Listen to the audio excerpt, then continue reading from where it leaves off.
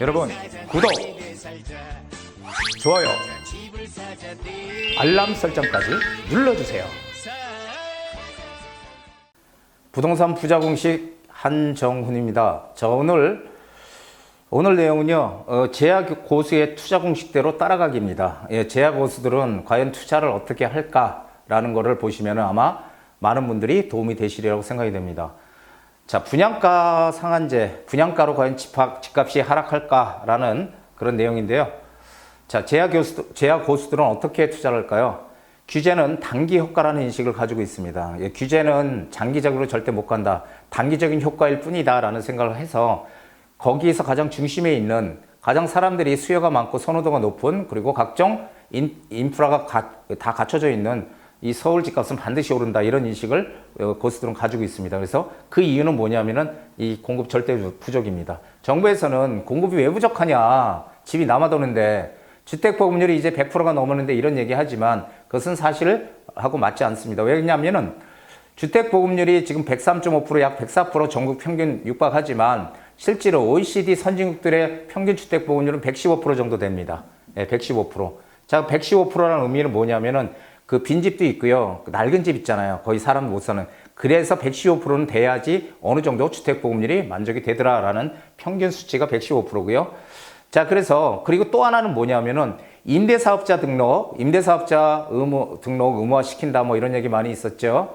임대사업자 등록하면서 매물이 지금 시장에서 많이 사라졌죠. 매물 잠김 현상이 생겼고요. 또 양도세 중과 제도가 생기면서 중과 때문에 매도를 못하는 그런 경우도 있어서 매물이 지금 안 나오고 있고요. 그 다음에 정비사업 규제, 이거는 재건축이나 재개발이나 이것을 우리가 정비사업이라고 하는데, 제가 지난번에도 말씀드렸지만은 재개발, 지금 서울에는 빈 땅이 없기 때문에 서울의 공급 물량에서 한 80% 이상이 재개발과 재건축이 차지합니다. 그러니까 재개발, 재건축 빼면 공급 물량이 거의 없다는 거죠. 자, 이렇게 규제를 하고 있는데 거기다 또 하나 분양가 상한제라고 해서 가격을 높게 못 받는, 정부가 정해주는 가격만 받아라, 이렇게 지금 하고 있으면 공급이 지금 나올 수가 없는 상황이죠. 최악의 상황이죠. 지금 주택 공급을 완전히 차단해 놨기 때문에. 그렇다면은 어떻게 될까요? 자, 분양가 상한제 하면 건설사들은 이익이 나야 되죠. 이익이 나야 되는데 이익이 안 나면은 집을 안 짓겠죠. 그리고 서로 집을 짓더라도 이 내부 마감재라든지 이런 것들을 싸구려로 쓰겠죠. 왜냐면 그래도 수익이 맞으니까, 타산이. 결과적으로 품질이 저하되는 그런 아파트들이 등장할 것이다라는 거고요.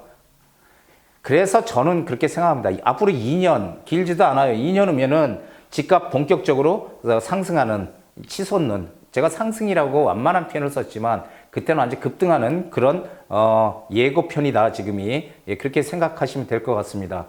자, CSI 지수를 봐라. 이게 부동산 선행지표인데요. 1년 후에 주택가격이 오를 것이냐 말 것이냐, 1년 후를 예상하는, 그래서 이게 100이 넘으면요 오른다고요. 100 이하가 되면은 안 오른다고 하거든요. 그런데 지금 보면요,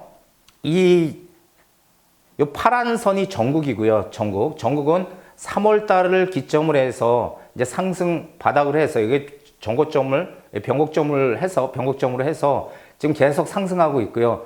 제가 한 달 전인가 얘기 드렸던 대로 100이 넘을 거다, 8월이 지나면은. 그런데 결국 지금 106까지 올라왔죠. 106까지 올라왔고, 서울은 100일, 벌써 6월 달에 100일이 지나서 7월 달에 110일까지 지금 올라왔어요. 지금 100이 넘었다는 거죠. 1년 후에 주택가격 전망을 오른다로 보고 있다는 이 선행지표입니다. 미리 1년 후를 내다볼 수 있는 선행지표. 이것은 상당히 이 분석을 하는 사람들한테 중요한 지표거든요. 그래서 이것도 한번 참고로 추이를 보시면은, 이게 어떻게 될 건가? 라고 우리가 판단하는데 큰 도움이 될 수 있는 지표입니다. 선행지표이기 때문에. 자, 정부 정책은 단기적인 효과만 있다라는 것은 부동산 투자를 해본 사람들은 다 아는 내용이죠. 절대 이 규제는, 이 정부 정책의 규제 정책들은, 또 부양 정책은요, 이 시장이 안 좋으면 부양도 해야 되고, 시장이 너무 과열되면 규제도 해야 되잖아요. 근데 이런 정책은 단기적인 효과만 있다. 지금 여실히 나타나잖아요. 역대급 대책이라고 했던 8.2 대책이나 9.13 대책 한번 보세요.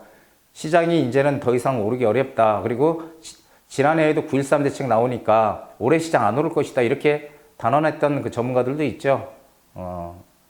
한 치 앞을 못 보는 거죠. 그래서 시장은 이 계산적으로 부동산 시장이 움직이는 게 아닙니다. 무슨 데이터 가지고 움직이는 것도 아니고 변수가 상당히 많은 변수들이 모여서 부동산 시장을 움직입니다. 그렇기 때문에 한두 개 그럼 몇 가지 변수 가지고선 부동산 시장을 데이터 가지고선 이렇게 될 것이다 저렇게 될 것이다 그것은 안 맞는 얘기다. 그래서 결국은 시장은 단기간 정부의 어떤 규제 대책이나 규제나 아니면은 부양책이나 이런 것들이 나왔을 때 단기적으로 영향을 받아요. 단기적으로 올라갔던 것이 떨어지거나 아니면은 내려가고 있는데 부양책을 쓰니까 다시 올라가거나 단기적인 영향은 분명히 받지만 다시 원래 추세대로 간다. 추세가 살아있기 때문에 지금 오르는 것이다. 그렇지 않으면은 분양가 상한제 이거는 사실은 9.13 대책에 이런 거에 비하면은 사실은 약한 겁니다. 그런데 이것 때문에 부동산이 떨어진다고요? 그것은 얼토당토하는 소리다. 자, 일단 추세를 조금 이따 보고요. 분양가 상한제는 전셋값 상승을 담보한다. 제가 이런 얘기 했죠. 예, 로또 환상으로 이 집 구입을 미뤄. 그러면 뭘로 살아야 돼요? 전세로 산다는 겁니다. 그런데 지금 한번 보시죠. 금리가 올라가느냐 내려가느냐 이걸 잘 봐야 되는데 한국은행 금리가 요번에 금리가 한번 내렸잖아요. 예, 금리가 1.75에서 1.5로 내렸잖아요. 지금 0.25 포인트. 근데 금리가 이렇게 내리게 되면은 전셋값이 올라갑니다. 이 전셋값이 올라가게 되고요. 그리고 월세로 이 사람들이 전환을 해요. 왜냐하면은 금리가 너무 낮기 때문에 전세를 올리거나 아니면 월세로 전환을 해요. 그렇게 되면은 전세 물량도 또 감소하죠. 전세 물량도 금리 인하 때문에. 그래서 전세가 급등을 유발할 수밖에 없다라는 겁니다. 자, 그렇다면 금리 인하가 될지, 금리가 상승이 될지 그것을 우리가 잘 봐야 되는데요.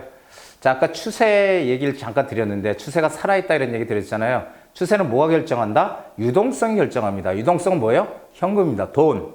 예, 돈이 추세를 결정합니다. 돈이 많이 시중에 돌고 있냐, 그러니까 유동성이 커지느냐, 아니면은 유동성이 작아지느냐, 아니면 유동성이 커지느냐. 자, 유동성이 커지면은 돈이 많이 시중에 돌기 때문에 시중에 돈이 많이 돌게 되면 돈의 가치가 떨어지잖아요. 그러면 그것을 실물 자산으로 바꿔놓는 겁니다. 사람들은 본능적으로. 그럼 실물 자산, 금, 부동산, 그다음 골동품 이런 거 실물 자산이잖아요. 그러면은 실물 자산 바꿔놓기 때문에 실물 자산 가격이 올라가는 것입니다. 돈의 가치가 떨어지고.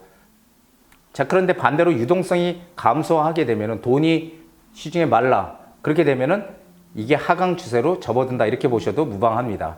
그런데 금리 인상이 되거나, 그럼 유동성을 결정하는 게 뭐예요? 금리인데, 금리가 인상이 되면은 시중에 돈이 마르잖아요. 그러면은 어떻게? 유동성이 떨어지기 때문에 이 돈의 가치, 이 금리 인상은 유동성이 떨어진다. 그럼 유동성이 떨어질 때는 사실은 부동산 시장이 상승 추세로 갈 수가 없겠죠? 반대로 금리가 인하가 된다. 금리가 인하되면 돈이 더 많이 시중에 풀린다는 얘기죠. 그리고 인플레이션을 유발하니까 실물 자산으로 사람들이 갈아타기를 시작한다는 것이죠. 자, 그렇다면 향후 금리가 올라갈까요? 내려갈까요? 이것은 결국은 전 세계 경제를 같이 봐야 되는데 지금 미국도 그렇고 미국은 지금 금리를 이제 앞으로 내년에도 계속 낮출 겁니다. 지금 금리 인하 전 세계적으로 미국도 그렇고 유럽도 그렇고 일본도 그렇고 전체적으로 다 낮춰가는 금리를 낮춰가는 그런 시장으로 갈 것이다. 우리 한국은행에서도 제 판단에는 한 10월달 늦어도 10월달에 지금 같은 추세가 된다면 한 번 더 금리 인하를 할 수밖에 없다. 그러면은 금리가 인하가 된다는 건 유동성이 어떻게 된다? 커진다라는 얘기죠. 돈이 시중에 많이 풀린다. 그렇다면 실물 자산에 투자해야 된다. 이런 내용입니다. 부동산 시장은 갈수록 양극화가 극대화됩니다. 자, 우리는 어디다 투자할까요? 이거 너무 단순한 거거든요. 일단은 어느 지역을 어디에 투자를 하느냐 상품을 이거보다는 일단 수요가 많은 쪽으로 가야 된다라는 생각을 하셔야 됩니다. 이게 전문가들이 생각하는 거예요. 이 제야고수들이. 자, 수요는 많은데 공급이 부족하다. 이쪽이 우리가 투자처입니다. 이게 당연하잖아요. 수요가 많고 수요는 많은데 공급이 없어. 그러면 가격은 오르는 거잖아요. 반대로 수요는 작은데 공급이 많으면 가격은 떨어지는 거죠. 그리고 그 지역은 미분양이 생기는 거 아니겠어요? 자, 근데 여기서 우리가 주의해야 될 점이 뭐냐면은 모든 언론이나 이런 데서 항상 공급 물량을 얘기할 때 전국적인 공급 물량을 얘기한다는 겁니다. 전국적인 공급 물량. 근데 전국적인 공급 물량이 아니고 우리는 우리가 투자할 그 지역의 공급 물량이 중요하다는 거지 전국적인 공급 물량이 뭐가 중요합니까? 이거 보세요. 자, 이게 2018년도 기사인데 이게 지금 뭐 2018년 물량이 많다. 이 43%. 중공 물량. 올해의 경우 중공 물량이 59만 7천 호로 연평균 43%보다 많다. 지금 공급 물량이 역대급으로 많다는 얘기죠. 자, 이거 제가 왜 이 기사를 가져왔냐면요. 2016년도에도 많은 전문가들이 얘기했습니다. 2017년도에 세 가지 악재가 있다. 집값 떨어질 것이다. 자, 뭐예요? 하나는 미국이 기준금리를 올린다. 그러니까 우리도 올릴 수밖에 없다. 금리를. 그렇지 않으면 외국 자본이 빠져나가기 때문에 금리를 올려야 된다. 그럼 금리를 올리게 되면 대출받은 사람이 이자 부담이 늘어나기 때문에 시중에 매물을 내놓을 것이다. 그 매물이 쌓인다. 이런 터무니없는 논리를 많이 얘기를 하죠. 또 하나는 전국적으로 주택 공급이 최다다. 역대급이다. 그러니까 공급 물량에 장사 없다. 공급 물량 앞에. 그래서 부동산이 오르기 어렵다. 또 하나 규제 대책이 계속 나온다. 규제가 있는데 부동산이 오르겠냐. 이 세 가지를 악재라고 얘기했지만 제가 뭐라고 얘기했습니까? 2016년 말에도 그렇고 2017년도도 오른다고 저는 얘기를 했거든요. 예, 그래서 이게 뭐냐면은 지역적으로도 그러니까 경기도라고 해서 공급 물량이 다 몽땅 다 많습니까? 아니죠. 어떤 지역은 많고요. 어떤 지역은 작은 곳이 있죠. 서울도 마찬가지입니다. 자, 그래서 그런 지역적인 공급 물량을 봐야지 전체 공급 물량을 보고 얘기하면 안 된다 하더라. 투자 우선 지역을 선정하십시오. 이게 제약고수들이 하는 것입니다. 서울, 경기, 지방 순서로. 선진국들은 왜 서울, 경기, 지방이냐? 옛날에도 그랬어요. 옛날에도 서울이 오르면요. 지방, 경기가 오르고 지방이 오르고 이렇게 같이 올라가는데 지금은 디커플링이 돼서 서울, 경기는 서울, 경기대로 가고 지방은 지방대로 따로 가는 이 비동조화 현상을 보이고 있거든요. 그런데 선진국들 같은 경우에 보면요. 지역 간 불균형이 오히려 작을 것 같은데 미국 같은 나라는 지역 간 불균형이 더 상당히 심합니다. 왜냐하면은 미국은 그 유능한 아주 뛰어난 인재들이 많이 있잖아요. 뭐 노벨상 받은 경제학자들도 많고 그런 천재들이 많이 모여 있는 그런 지역인데도 불구하고 상당히 지역 간 불균형이 더 심하다라는 것입니다. 그 대표적인 게 뭐냐면은 뉴욕에 소호라는 지역이 있는데 그 가난한 그 그림 그리는 화가들이 머물렀던 지금은 다르지만 옛날에는 그런 지역이었습니다. 지금 소호 지역에 중간 가격의 주택 한 채를 가지고 있으면 라스베가스에서 18채를 사고요. 애틀란타에서 23채, 디트로이트에서 29채를 구입한답니다. 한 채 가지고 이렇게 많이 구입할 수 있어요. 라스베가스, 애틀란타, 디트로이트. 자, 그렇다면 우리나라랑 한번 비교를 해보시자고요. 우리나라의 강남이 가장 비싸잖아요. 그럼 강남 상구에 평균 주택 가격, 아파트 가격이죠, 우리는. 아파트 가격이 얼마나 갈까를 생각해 보니까 지금 한 10억 정도 갑니다. 평균 중간 가격. 그럼 10억 가지고 지방시장, 지방에, 청주나 이런 데 있죠. 지방에. 그런 데에 그 아파트를 몇 채를 살까 한번 생각 좀 해보세요. 10억 가지고 거기다가 우리가 15채, 18채, 23채, 29채 살 수 있어요? 없어요? 없잖아요. 우리 몇 채 못 사요. 서울의 중간 가격 집 가지고. 자, 그렇다면은 우린 여기서 어떤 걸 교훈을 얻어야 될까요? 미국 같은 나라는 시간이 갈수록 지역 간의 이 도시와 지방 간의 격차가 점점 더 커지더라. 우리는 아직까지 격차가 그렇게 이 미국보다 이 선진국보다 덜 벌어졌더라. 그렇다면 앞으로는 점점 더 벌어질 것이다. 그것이 제가 강의할 때 제 강의에도 있는데 유튜브에 도시 집중화 현상이라고 해요. 도심 집중화. 왜 도심 집중화 현상이 되는지 그거를 한번 읽어보시면은 아마 도움이 되실 거로 강의를 들어보시면 도움이 되실 거고요. 그래서 이렇게 격차가 더 커져 있다라는 얘기입니다. 그래서 서울로 들어와야 된다. 그런데 서울에서도 변화가 안 생기는 것은 투자 건물입니다. 자, 정책 우선순위를 봐라 이렇게 얘기했는데 과연 지금 이 서울시에서 본격적으로 뭔가 주도적으로 가장 먼저 할 사업이 뭔가 이것은 역시 공부를 해야 되는데요. 국토종합계획이라든지 서울시 기본계획, 도시기본계획들을 보면은 그런 것들이 눈에 보이기 시작합니다. 그래서 정책 우선순위가 가장 중요하다. 100인 되는데 10년 후에 되고 20년이 되는 거는 의미가 없잖아요. 뭔가 빨리 추진하려고 하는 그런 쪽으로 우리는 거기 가야 된다는 얘기고요. 그리고 학군, 그리고 양질의 일자리, 양질이라고 했습니다. 저가의 일자리가 아니라 일자리는 영원합니다. 선진국들 뭐 캐나다나 호주나 미국 다 마찬가지입니다. 학군이 좋은 데들은요 집값이 엄청 비쌉니다. 그것은 영원 불변이다. 그리고 양질의 일자리, 맨하탄의 집값이 비싼 이유는 맨하탄에 고급 양질의 일자리들이 많이 있기 때문에 집값이 비싼 거거든요. 그래서 이런 쪽이 우선 투자처고요. 그리고 재개발, 재건축 초기 단계, 진행하는 초기 단계에는 분양가 상한제하고 전혀 영향이 없다. 그러니까 우리는 그런 재건축을 앞으로 할 수 있는 단지들, 30년, 31년 됐는데 이제 재건축을 할 때 사업성이 너무 좋은 아파트들이 있거든요. 그런 아파트들을 우리가 투자 대상으로 잡아야 된다라는 얘기를 드리는 겁니다. 자, 비규제 지역. 지금 신문에 계속 나오고 있죠. 이 서울 투기 과열지구, 분양가 상한제 대상인 투기 과열지구들은 꽁꽁 묶어 놓을 거니까 이제 어차피 조금 주춤할 거니까 이 비규제 지역인 이 경기도권이나 이런 쪽으로 가서 투자를 하면 반사 풍선 효과를 낼 수 있다, 이런 얘기를 하는데 그건 맞는 얘기일까요? 저는 그렇게 보지 않습니다. 왜 그러냐면은 저는 쳐다도 보지 말라고 얘기해요. 이 풍선 효과는요 생기긴 분명히 생기는데 단기적입니다. 길지가 않아요. 예, 단기적이에요. 왜냐하면은 비규제 지역이라는 곳은 어차피 투자자들이 많이 안 들어가는 지역이거든요. 그렇기 때문에 가격이 안 오르는 거예요. 규제도 없는 거고요. 그 규제도 없는 지역을 투자하면 되겠습니까? 안 오르는 지역을? 안 되죠. 서울시가 그 뭐 조정 대상 구역 투기과열지구 투기 지역으로 묶였을 때 어떤 일부 전문가는 그런 얘기 했어요. 비규제 지역에 가서 투자해라.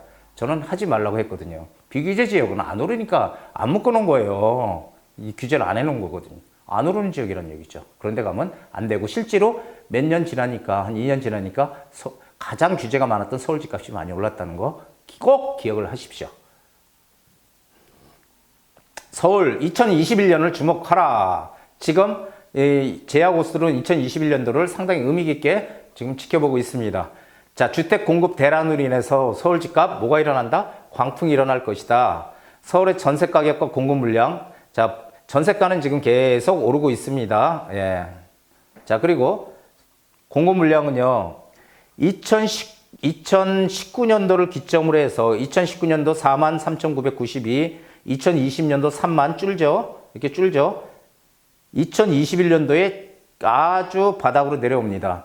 자, 국토연구원에서 얘기한 서울의 연평균 주택이 공급이 돼야 될 새 아파트, 새 집이 공급 얼마나 돼야 되느냐. 한 5만 5천 세대가 공급이 돼야 된다, 이렇게 얘기를 하는데 제가 판단하는 건 한 6만 5천 세대 이상은 돼야 된다고 보지만 국토연구원의 얘기를 따르더라도 5만 5천 세대, 5만 5천 세대, 5만 5천 세대, 이 5만 5천 세대가 들어와야 되는데 19,063세대면 공급 물량 엄청나게 줄어드는 거죠. 자, 이럴 때 문제가 한번 생기고요. 이때가 정말 투자자들의 큰 어떤 기회가 될 수 있는 그런 시점이다라는 것입니다. 2년이면 길지 않죠. 2021년도면. 2021년에 또 뭐가 있을까요? 2021년은 4년 차잖아요. 4년 차에 역대 정부의 집값은 다 올랐더라. 왜냐하면 그 다음에 선거가, 대통령 선거가 있기 때문에 그런 영향도 분명히 있을 거라고 저는 생각합니다. 자, 제약호스들은 이런 생각을 가지고 투자를 합니다. 아무런 생각 없이 아무데나 투자하는 게 아니라는 거죠. 자, 그래서 규제가 강할수록 우리는 어떤 투자를 해야 된다? 역발상 투자를 해야 됩니다. 역발상은 뭐예요? 항상 긍정적인 마인드를 가지고 시장을 넓게 보는 겁니다. 너무 단기적인 이 단편적인, 즉 파도가 큰 파도를 봐야지 이 잔파도, 잔가지, 잔파도는 보면 안 된다는 것입니다. 그 큰 파도를 보고 가는 게 이 제약 고수들의 투자법이다. 그래서 규제가 강할수록 어떻게 된다? 남들과 다른 방향으로 가야 된다. 발상이 반대해야 된다. 역발상 투자가 돼야 된다는 것입니다. 그래서 남들이 가장 현명한 거는요, 남들이 들어가기 전에 투자 안 하고 있는 시점 우리는 투자해서 이익을 내고 많이 오를 것 같아요. 남들이 막 들어올 때, 대다수의 사람들이 올 때 우리는 그분들한테 매도를 하고 나오는 게 투자입니다. 자, 오늘 제 강의가 어떻게 많이 도움이 되셨는지 모르겠지만 하여간 제 강의를 듣고 이 제약호스들의 움직임이 어떻게 움직이는 것인가, 이런 것들에 대해서 좀 느끼셨으면 하는 그런 바람으로 준비를 해봤습니다. 자, 오늘 여기까지고요. 그리고 제 강의가 좀 더 힘이 제가 날 수 있게끔 좀 하시려면은 구독, 좋아요, 그리고 알람 버튼 설정까지 해주시면은 제가 강의하는데 정말 큰 힘이 될 것 같습니다. 자, 오늘 구독해 주셔서 고맙습니다.